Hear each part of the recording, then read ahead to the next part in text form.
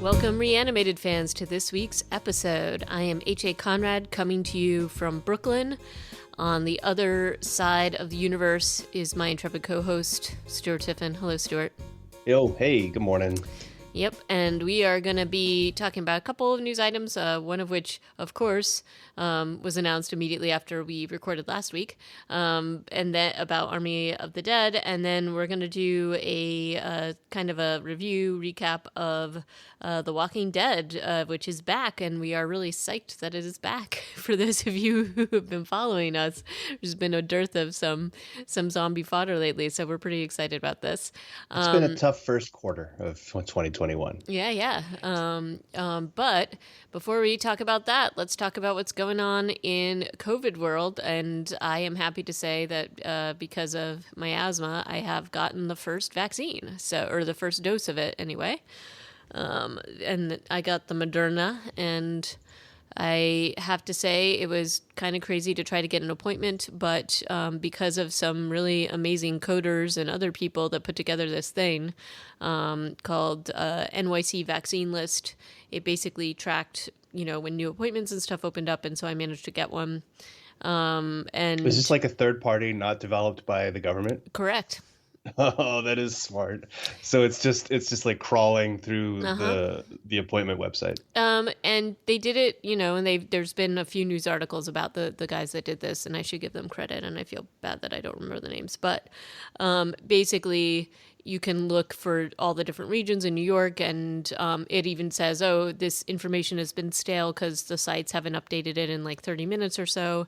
And then, the minute that you basically find an appointment, you get taken to the actual New York website to be able to schedule it. And, I definitely, as you know, I wasn't making this my second job, but I was definitely keeping track of it. So a bunch of appointments opened up randomly on Thursday, and so that's how I got it. And it was at like a downtown Manhattan site. And I will say that everything ran like clockwork. Once I got there, they tell you not to show up more than 5 minutes ahead of your appointment. So I did that, and it was literally like I was in and out of there less than like 20 minutes. That's great. So, and everybody's super friendly there and working hard, and like lots of really incredible people making this happen. And they do make you sit, and most of the 20 minutes was just you're supposed to wait for 15 minutes to make sure you don't have any kind of reaction to it. So yeah, that was the biggest part of the whole thing. That's the longest part of the wait. Yeah. Cool. And so that was pretty cool. So far, this is the Moderna vaccine, and so far, no side effects other than a super sore arm, but kind of like a flu vaccine. So it feels similar to that. Yeah. I do know that the second dose of Moderna is supposed to have many more side effects, and I know this from my healthcare worker friends who have gotten it. And I can tell you from living with a second dose recipient, it's been a rough week and a half. Yep. I'm a little. So she got Moderna too. Yeah. Yeah. So it's Moderna specifically. Pfizer has some, but not. Apparently, Moderna's effects are higher, and they think in part it's because of the vaccine amount that they're using. But in any case, that's where I am. That's what I got. So I'm going to deal with it down the road. But we're getting there. There is a light. I do think I think it's going to get better and more access soon, hopefully. So, all right. Do you want to talk about our bit of news today? So in addition to the trailer for Army of the Dead releasing last Sunday, we also got a release date of May 21st. Yeah. Which is, encouraging considering the last thing we heard was summer. And then, so coming out in May, is that even Memorial Day weekend? It might be. I'm not sure when that falls. I think that's before Memorial Day weekend, but it probably is done to capture Memorial Day weekend, right? Yeah. Either way, that's very exciting, and the trailer is pretty splashy looking, I'd say. There's very little dialogue in the trailer. There's one slow motion shot of Dave Bautista. What were your impressions from the trailer? I had some very World War Z feelings about it, especially some of those big, massive CGI shots. I don't know if you did, but that's what it kind of felt like to me. Like Yeah. they were trying to cut in some impressive things to try to make it see. Like it didn't look very good, though, I will say. So, like, you see the strip of Vegas and you see all these people, or walkers, whatever you want to call them, zombies, but very little detail. It's sort of like it doesn't look quite like what I expect, but it also doesn't surprise me. It's a Zack Snyder film, so he's trying to, you know, be as, I don't know, be as splashy as possible. There was one scene, there's like a big establishing CG shot over the Las Vegas sign of the huge swarm, which is I think one of the things you're referring to. That also looked a lot to me like some of the shots from the roof of the mall in Dawn of the Dead when all the Oh zombies were yeah, gathered. definitely. I got that vibe too. Yeah. Because there's also a truck that's on fire in the middle of the Yep. crowd, and if like when yeah, they did that whole propane tank explosion trick to get through the crowd. Yeah. I wonder if we're gonna see some more stuff like that. Either way, this is more of a teaser trailer than a Yeah, real trailer, but definitely. I'm glad. I don't want to really. I mean, we know the plot is a bank heist in a Yep. zombie apocalypse, where not unlike Peninsula, Yeah, we're I was already kind about of to like, say. what are we doing with money during the zombie apocalypse, everybody? So we'll have to. I guess we'll have to hope that it doesn't feel as pointless. I mean, in Peninsula, I thought it did make sense because it was a contained scenario, right? Right. The zombie apocalypse was only on the Korean Peninsula and nowhere else yet. Right.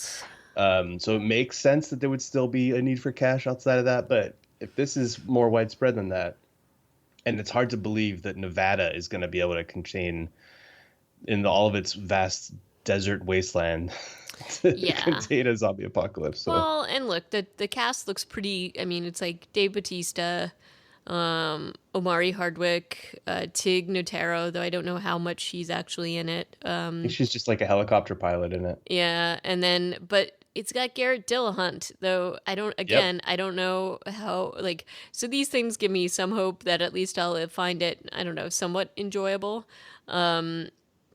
But I think, look, the thing about Zack Snyder, and I've said this, probably you're probably sick of hearing it, is that I think he's really good at actually setting up like the visuals, and he's got an eye for art direction, and just really like, and that, like, Dawn of the Dead, I felt that too. He needs a little bit more help with the storytelling side of things. When it gets down to the real meat of storytelling, I don't, haha, so to speak, like, I feel like he needs somebody else pitching in to be able to do it successfully. Yeah. And I think visually he's great, and he has a good feel for sort of the choreography and things like that. I mean, I think that if even Watchmen, even people who didn't like it, even fans who didn't like it, had to admit that he did, like, from a visual perspective, he did create a world that does feel remarkably like the graphic novel, but the storytelling side of it, he kind of missed the point. And I think the director's cut, he did a little better with that, but with something like this, which is an original script, he doesn't even have that material to kind of go on. So I'm looking at it with a grain of salt. I will obviously enjoy it if it ends up just being one of those sort of big action, sort of fun, crazy things. I don't know. I'm not gonna argue. I'll enjoy it as well as the next person. But oh, and I guess we can point out that Dawn of the Dead, he also had original material to deal with too. So and the things we've been hearing about this, just sort of the back and forth, makes me a little bit skeptical about what will actually hit the theaters and what it will be like. But Yeah. I'm sure it'll be a fun romp. I mean, taking Dawn of the Dead to the Romero vision of, gross over Yeah, capitalism and everything making it and into greed and making it into what he did. I don't know if he had a lot of other hands on the wheel when he was making that film, because that was pretty early in his career, early-ish. Um, I think he did an amazing job. He definitely did strip away a lot of the moralizing stuff that well, yeah. Romero tends to bring to a project. There wasn't a lot, as I recall, of that like commercial disapproval that Romero brings to a project, the anti-greed moralizing, but there was still a really great ensemble story Oh, I think there. there were some really great things in it. And I do think he had a little bit of that stuff with specific characters that was definitely like judgy about Hmm. them. And he had a lot of the tropes in there. And I mean, he gets it to some extent, but again, he had source material to deal with and to base it on, and so this is not that. And so Yeah. we'll see what happens here.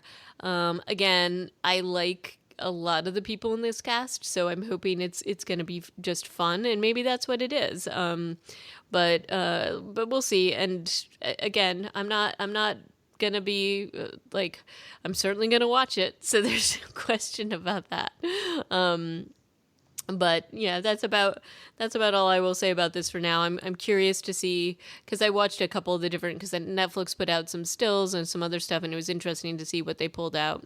And the longer trailer is just definitely like more of a teaser. So I think maybe more to come.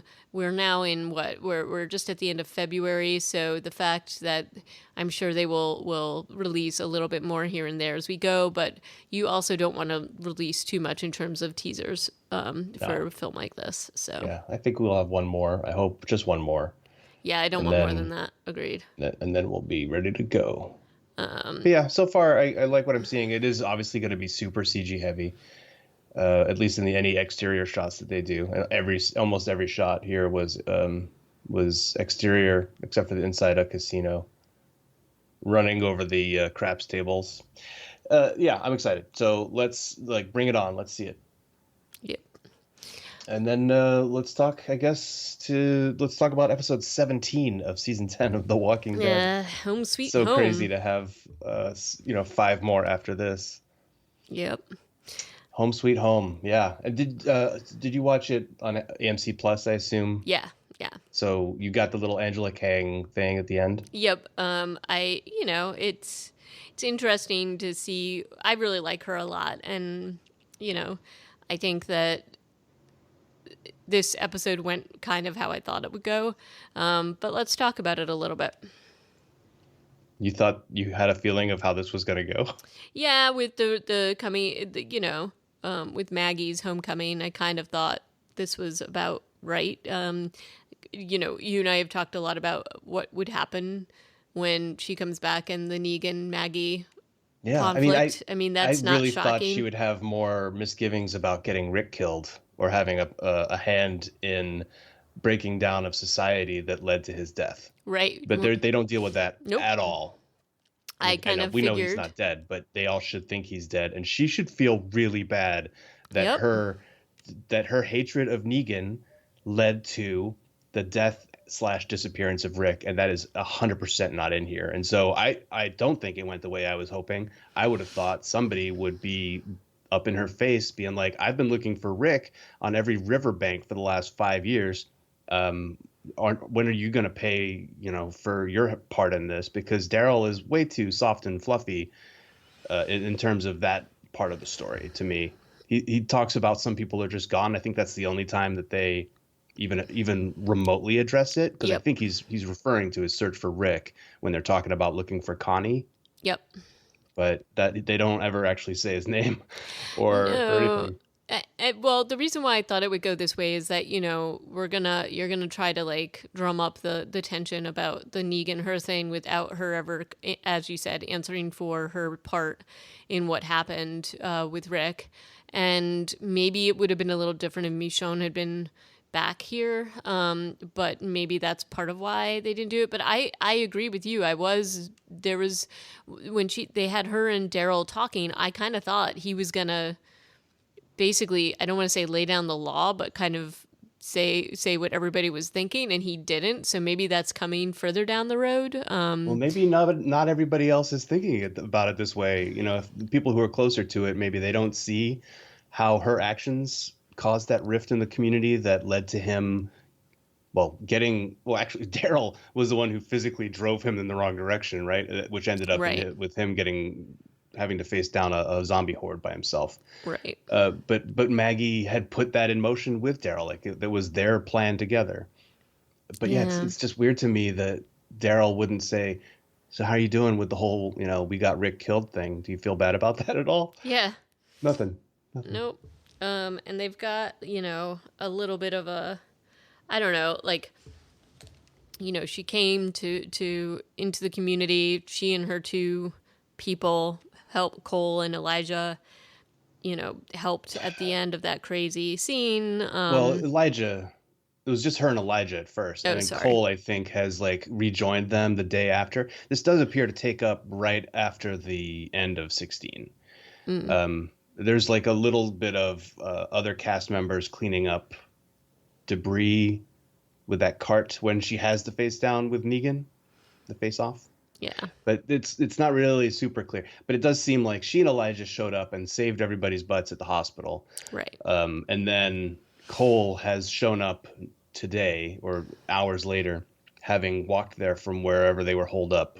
With because it turns out she's come with a whole bunch, not a whole bunch. There were like 7 of them, and most of them are now dead by the end of this episode. Spoiler alert. Yep.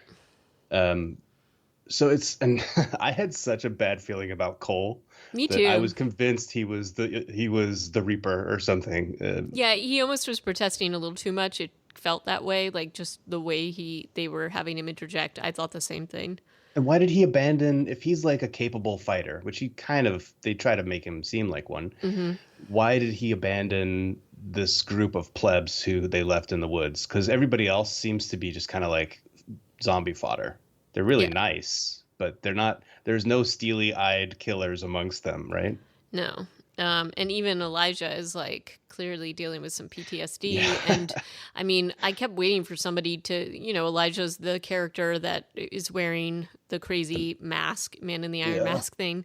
And I kept thinking that somebody was going to be like, dude, what's going on with your mask? And What's up with nobody that? did. How's your peripheral vision in that thing, bro? Right. Like it just seems like a very strange, the whole thing. And in the world of COVID, I'm like, oh, he's just being extra safe. I don't know. Um, but Yeah. I but don't know that if you was noticed at the very end of the episode, 2 more of Maggie's people come into camp with them besides Elijah and Cole. Did you notice yes, I them? noticed They're, that. Yeah. they're archers and they're both wearing masks. And I was just like, are those COVID masks or are we just, are all her people into face coverings Is for this some just a reason? thing? I don't know. But I think that they have her. It's interesting because you know that they're going to play up the Negan angle. Um, but remember, she had the chance to kill him and she didn't ultimately and left. And so, at some point, like that tension to me is sort of boring. It's sort of a dumb thing. I mean, I think they do need to resolve it quickly. right. Yes. And But she didn't kill him because she felt like he was already pathetic because yeah, he was crying to her, but he was also in jail and she thought he was going to stay there and rot. And maybe. so for him to be out of jail, Right. yeah. And I mean, it's one of those things where, look, the way that Glenn was killed, I can't say that anybody that would be a almost impossible thing to forgive, Yeah. especially, and it shouldn't just be a thing that's hard for her to forgive, but maybe for everybody who was there, right? Hmm. And who watched that. And, I think And Abraham, who was a major part of the right, community also. like it's not. There's more than there's a lot going on here. It shouldn't just be. But Maggie, especially for obvious reasons, is the main person that they're going to deal with those feelings. And she's got little Herschel, who's pretty cute, but has aged up seemingly pretty quickly. Though I guess that makes sense if you think about the time passage here. But and so she's got that stuff too, and like that baggage and those things that need to be resolved. But in this world, I mean, look, we've got even the stories that Maggie is telling to Daryl about what happened to her and why. The main sort of narrative that we're seeing here is that there are these communities, much like Alexandria, much like Hilltop, in other places. And it almost seems like no matter what you do, you get some weird group of people that tries to take everybody down, whether it's the Whisperers or The the Reapers in this Reapers case. now. And one of the things that I do think that is sort of, I don't want to say lazy, but one of the things I am growing a little bit tired of is having the big bad, so to speak, suddenly become, and I guess maybe this is a psychological thing, but having the big bad suddenly become omnipotent. And in this case, when Maggie and her people and Daryl and Kelly go basically fetch Herschel and the other people and bring them back, they are, they discover that the camp that Herschel and the others have been in has been burned. So a couple people have died. And when they go off to look for them, there's only apparently one person causing all Yeah. of this, which feels a little like, it feels like a stretch, right? Like, no matter how powerful or how great of, and by the way, did you get like, I totally got Predator vibes off of this guy that they got in the woods. Like, it felt like he should just be a big alien dude underneath all that camouflage. I was kind of excited to see some crazy Predator effects, and then it would totally change the whole thing of this show. No, but yeah, he's definitely a large man. Yeah. And when he shows up finally. But he's got like But I all the, think one person could have done this. He could light their base on fire, and then he's been hunting them in the woods overnight, right? But he hasn't actually gotten anybody else, in theory, until Maggie gets there. So he hasn't been doing too much. it's just sort of the way they build it up, and it's like, okay, how many times are we going to do this? And it is interesting to have Negan in the mix at Alexandria, because he was the one who ran this whole network. So it's sort of like using his inside information, which is kind of what they did with the Whisperers. He knows how these organizations work. He becomes an ally and he becomes a strength to them because he knows this. And so I find that to be kind of interesting, and I'm guessing that that's what they're going to maybe do with that, hopefully.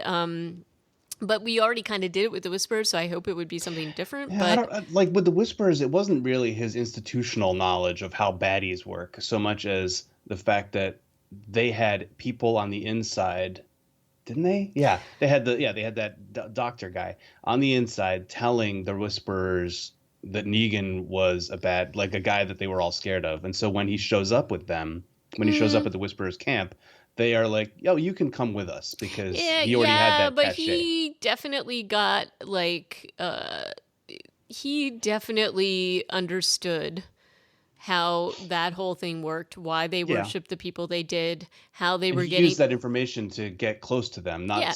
but yeah, like, but I don't disagree that he probably can be like also a source of intel for the Alexandrians. And honestly, I'm just like watching that episode yesterday. I was like, well, what bad luck that he's wearing his stupid evil leather jacket when he meets Maggie too, because I don't feel like he wears it all the time. No. But he's totally wearing his Negan jacket. And Yep. then the next time you see him, he looks like a carpenter, Yep. and he's wearing like Carhartt or something. Yeah, he's just wearing like a little waffle like base layer or something like that. He needs to get rid of that the leather jacket. He loves that coat though, and it's, I No, know that this is a newer version of it, but it is in rather pristine condition considering. he got it off a rack, right? Yeah, This yeah, was yeah. from the store. Yeah, But he's still, these people are not bathing all the time, and they're out in the dirt and stuff. So, yeah. but anyway, so But like, I also thought it was quite telling and interesting when Maggie's recounting to Daryl in that container, how every time she would go somewhere and they would try to help out, they would teach them all these like, pre-industrial skills, like building a forge, blah, blah, blah. And then it would always go sideways, yep, and how every community would eventually fail. And at least in some of the cases, it was due to violence, like you said. And there's always some baddie group out there trying to take everybody down. And right. that does eventually feel a little bit too repetitive, and like this universe only has a real short list of ways that civilization is not going to work in the post-apocalyptic world. That doesn't, I don't know. Yeah, I guess I'm more optimistic than that. I think I am too, but I'm also like, not just optimistic, but people are kind of lazy. And I just think it takes an enormous amount of energy to wait. Like, like if you are trying to preserve food supply or you're trying to preserve whatever, I just don't think that people are going to all out go and wage, like in this particular world, given the range and given like the effort and the risk of losing all the things that you've Scarcity built of up and resources. scarcity. I don't think that you're going to go out and basically do this because of the risk of losing what you have already worked so hard for. Yeah. And it's just an enormous amount of effort. I mean, if you think of it like a Viking model, right. one of the reasons, I'm not a student of history, but I imagine that one of the reasons why Viking going a Viking worked for people like Ragnar Lothbrok and stuff was because they could sail across Right. any number of bodies of water and find poorly protected Correct. communities, but like all over the place. Right. And in this world, these communities, unless they are way more common than we think, they're pretty few and far between. Yeah, and And you've got so, the added risk of the walkers everywhere. yeah, So it's just, to me, it just doesn't totally make sense on that level. And I know you probably caught this, but then she mentions that Georgie, who we were introduced to way back, who she was going to kind of help do these things and share knowledge with these communities. Georgie was going to explore a community they had heard about out west, so I'm assuming that has ah, to be a tie-in with the world beyond, yeah. Oh, with World Beyond or with the or with yeah, God, what are they called? The Congress? Nope, the right, Commonwealth. yeah, the Commonwealth. So that's kind of an interesting mention. I wonder if we'll hear more, but Yeah. in any case, it's the gist of this whole episode is that Maggie is struggling a little bit with coming back to a community where Negan is, and the sort of wreck that Alexandria and other places, Hilltop specifically, has been raised, and she's you see her kind of dealing with, well, I guess things are a little bit different. She even says that about Carol doing what she needed to do. So I think that there is, basically because of what she's seen, there is a bit of acceptance in terms of understanding that depending on the stakes and depending on what's happening, you can't necessarily pass judgment on somebody for what they're doing to try to preserve the community. And she even alludes, like, it's interesting because there's even a moment with Daryl where she doesn't want to talk about certain things that happened, yet apparently it happened multiple times. So that was kind of interesting.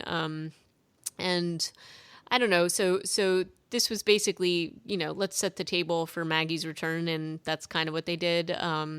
She's also note wearing a hat, much like Rick.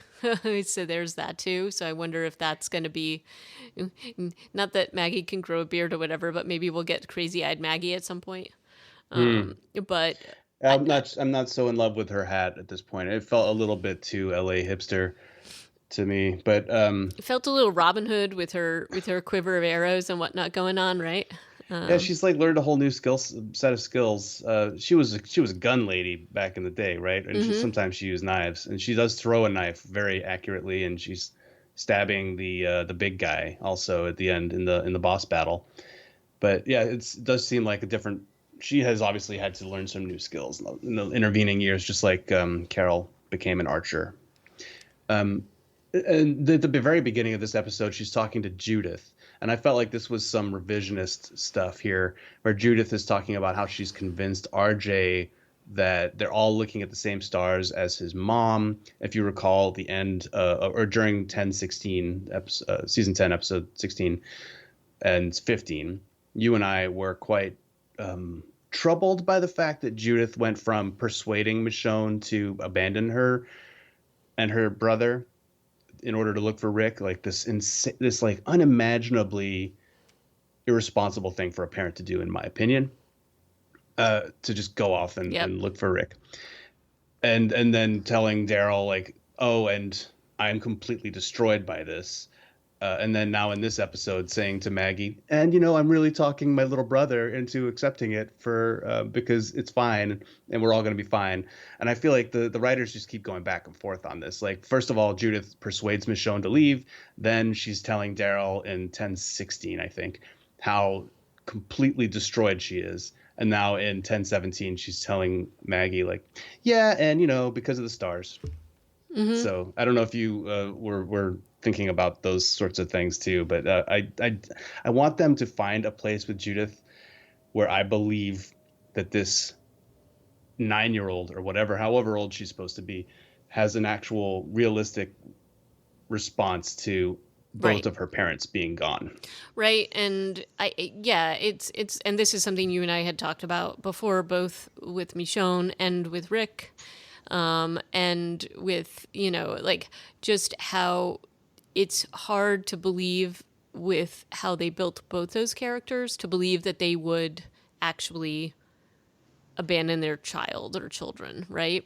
And even though Rick's is a little more understandable because we don't know what his situation we is. don't, and maybe there's some memory, I don't know, but maybe there's some memory issue, something like that. But everything that we know about Rick and about Michonne tells us that this is not something that they would do willingly necessarily. So for Rick, that makes sense if he was kidnapped, and maybe they're holding something over his head where they'll basically be like, okay, we're gonna kill your children or something like that. That I could maybe believe, but Michonne is making this decision, and obviously we know why, because the actor didn't want to be part of this. She was In just kind of both done. cases. Yeah, in Yeah. both of these cases, so they had to kind of retrofit something or figure out something.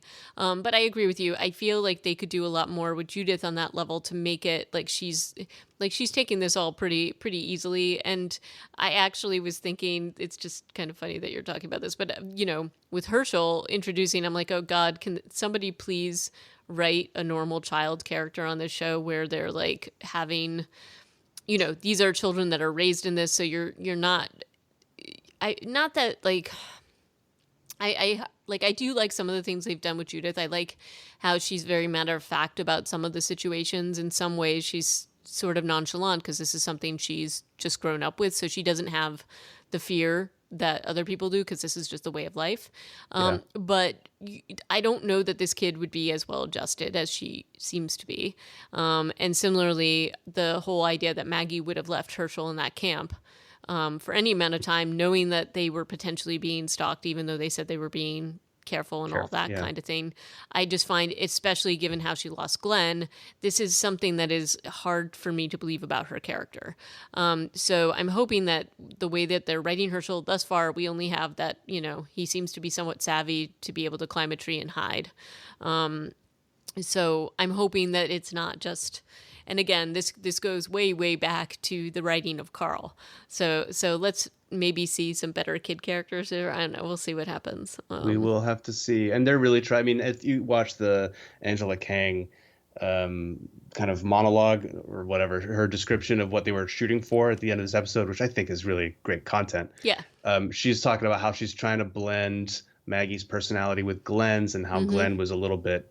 And they had actually some clips from episode or season 1, which I thought were really, really kind of like a crazy throwback, where Glenn is talking about how he got a cool car after a dangerous run to downtown Atlanta and a few other things where you're like, yeah, Glenn was a little bit goofy when we first met him. He got way more serious after the prison. Yep. But he was pretty goofy at the first part, for the first couple seasons. And he injected a little bit of fun into things. And so you could, Glenn was definitely a little bit more of the, I don't want to say comic relief, but he was a bit of a breath of fresh air for a bit. And as you said, he got much more serious, understandably, when you see the things that happened. But yeah, I thought that was kind of a good thing, and I definitely recommend. Hopefully, they'll put that interview out. Maybe not just limit it to the AMC Plus, but I liked the interview with her. I thought that was kind of cool. But yeah, I don't know. I miss Glenn. I seriously, there was something that popped up which was pretty funny.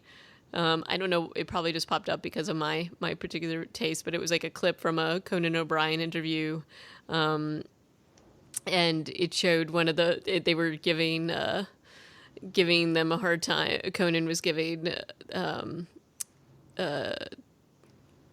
Stephen Yeun? Stephen Yeun, but it wasn't.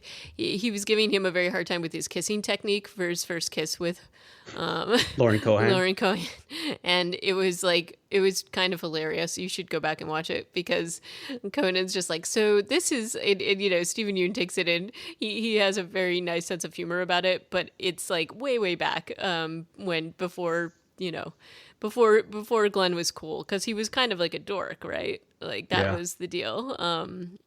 Well, Maggie's definitely the dom in that relationship at first. She takes him to the what is it, the pharmacy, and then like has her way with him. Yep. So that's what they're kind of playing on. So it's kind of fun to go back and look at that stuff.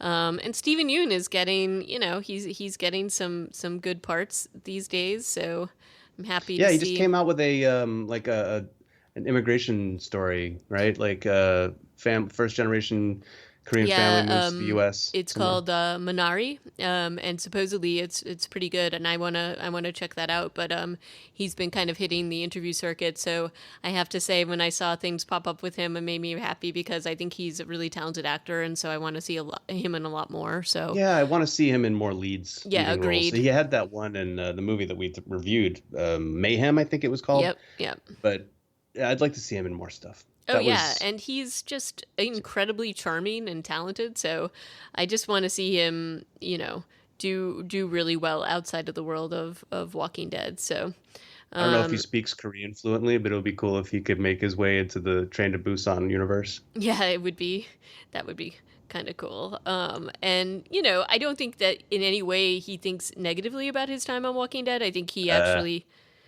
didn't would. he have a quote? I feel like Screen Rant, one of these kind of clickbaity news sites, had said he he didn't regret leaving the show at all, or something along those lines, as Well, I mean, opposed to Andrew Lincoln, who has been quoted saying, "I really regret having left the show." Well, I don't think that he saying your regret. Like, I think he was ready to move on and to do other things, and then this kind of role that he has is an example of that because he's been trying out a lot of different things.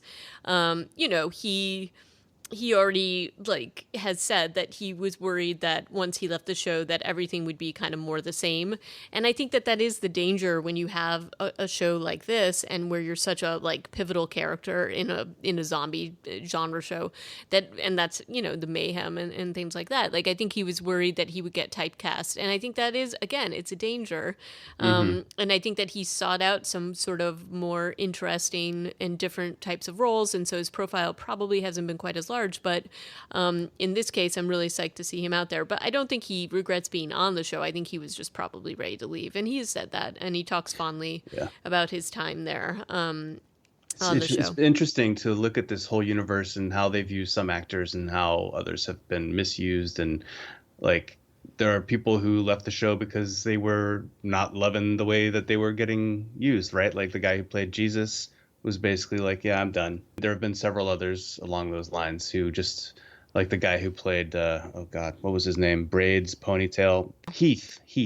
Yeah, Heath. Yeah, no, and I do Because think, that dude went on to do a bunch of movies, and that was like he just got too busy, I think, and he was like 25th in line to be lead on this show, yeah. so it made sense. But Well, look, his I do. character was in the comics for a really long time, so Yeah, no, that's true. And I think Stephen Yoon, I mean, I think that Glenn as a character, sure, they could have done a lot more with him and Maggie.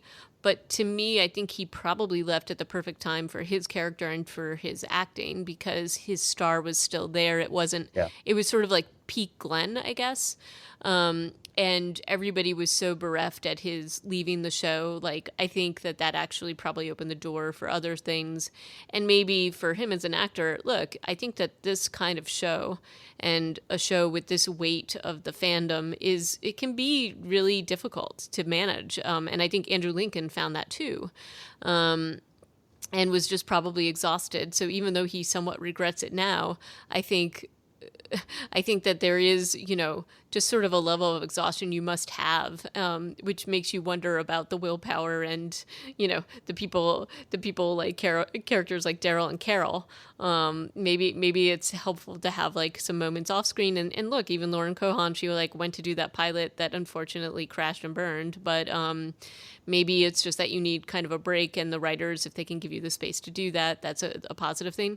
But for Stephen Hmm. Yoon, I really do think that he chose probably the perfect time to leave, and he left with a bang, and he left like and basically had a very specific idea about the things that he wanted to do next, and so it would be I really mean, cool to see him up because there's talk of him being nominated, or was he nominated for Best Actor? I think for this new project.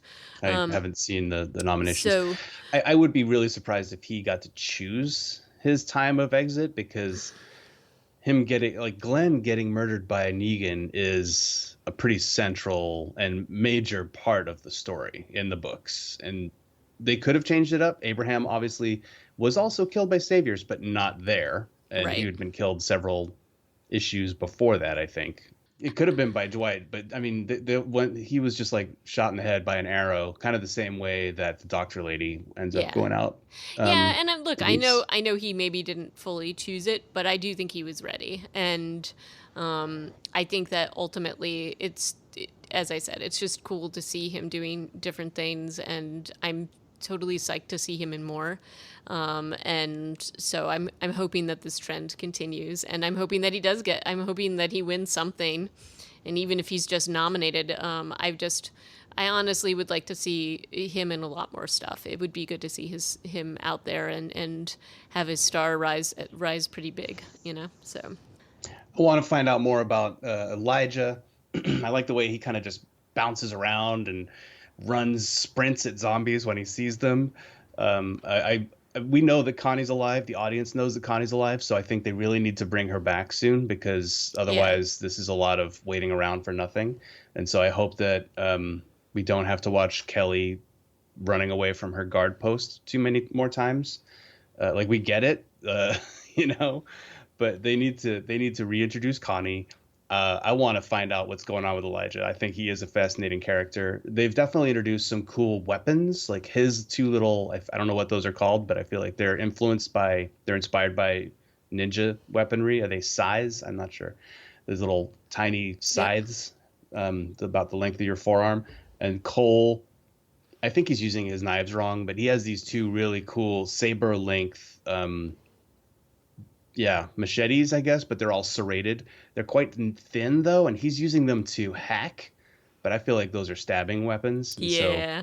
and also, don't you just get a bad vibe from Cole? Don't you think he's probably a bad guy? Yeah, he probably is. I think there's just to me there's he's got to be an insider, and the big sort of tip off for me is like how quote unquote careful they were to not be tracked. So there has to be an inside person, and he seems to me the most obvious, since you know this Well, he's he's the one we yeah. and since Elijah doesn't really talk, and you and I both got the baddie vibes off of him. I'm suspecting we're probably right here. Or we're just falling for their writer's room trap of Maybe, let's make maybe. Cole kind of a douche because they show up and he's like, yeah, so our last house got burned down. We want to move in with you guys. Mm-hmm. Oh, your house has been burned down too? Well, this is gonna suck. Like Yep. he's just he just Yep. shows up and he's immediately kind of a dick. And so it's a little tough to handle. But yeah, so well, it'll be interesting to see how these three Maggie, I'm feeling kind of just annoyed by, and that's not fair. I should give her some room to